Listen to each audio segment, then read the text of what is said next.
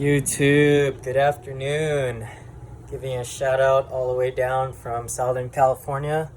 We're back again with another subtle Toyota upgrade. Stay tuned.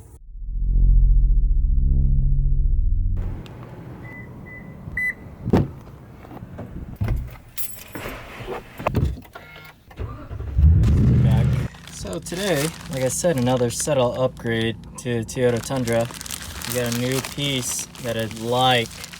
Been looking at this for quite some time, as a matter of fact, because I do have a beautiful family that loves to step on this portion here, including the other side, the back side, and this side, to a point where it does scrape.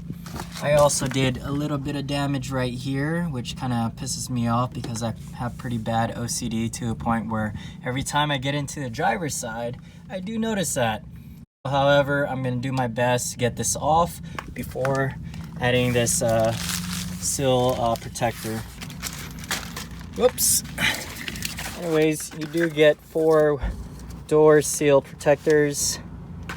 The ones that don't indicate a Tundra stamp will go onto the driver's side and the passenger side, and these 2 will go on the back side.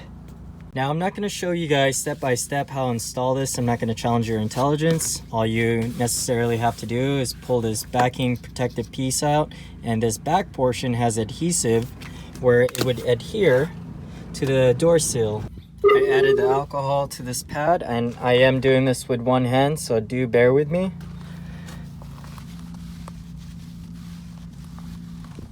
Now, once that portion's all dried up, you can go on to the first portion of any door side you want to. I did place the first one onto the driver's side. As you can see, I use this guideline to align to this portion here. I think it fits pretty well, but it's at your own discretion and preference and where you want to lay this down.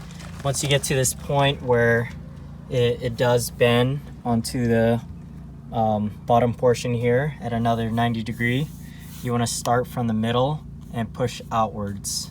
All right, I'm gonna go ahead and do that. And once you do that portion that I indicated earlier, from starting from the middle and pushing outwards on both ends, this is the completed finish, as you can see.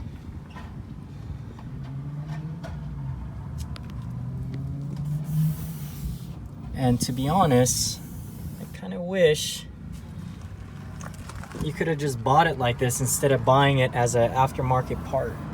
Do you not agree? Comment down below. This is the driver's back passenger side. As you can see, I did align it again with this other step protector, and it looks pretty good. This is the passenger front side of the cab. Like I said earlier, do start at the middle portion of this door sill, push downwards like this to one side and complete that end, and repeat onto the other end. As you can see, still protruding out, and the left side is flush to the cab. All right, so I did mention I'm not going to challenge your intelligence, so the ones that know how to do this already, go ahead and skip forward. For the ones that don't, this is a quick example. It's protruding out. Start where it's flush, push down at the top, and go downwards, okay? Just like that, and repeat.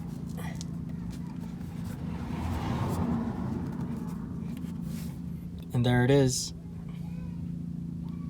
Forgot to explain the reasons why I went with a downward portion from top to bottom.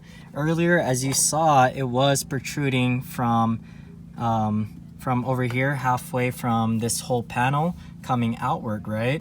So the reason why you don't want to do it the other way around, from top to bottom to top rather, is because there's a high chance of you, when you press down on it, it's gonna fold up here, and it's gonna make it look really, really ugly, to a point where you're like, F this, I have to start over or get another whole piece.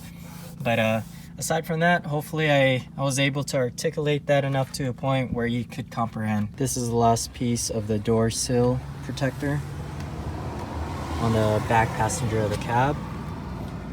It's finally all installed. If you guys like this, don't forget to like, subscribe, and comment down below. Thank you for watching.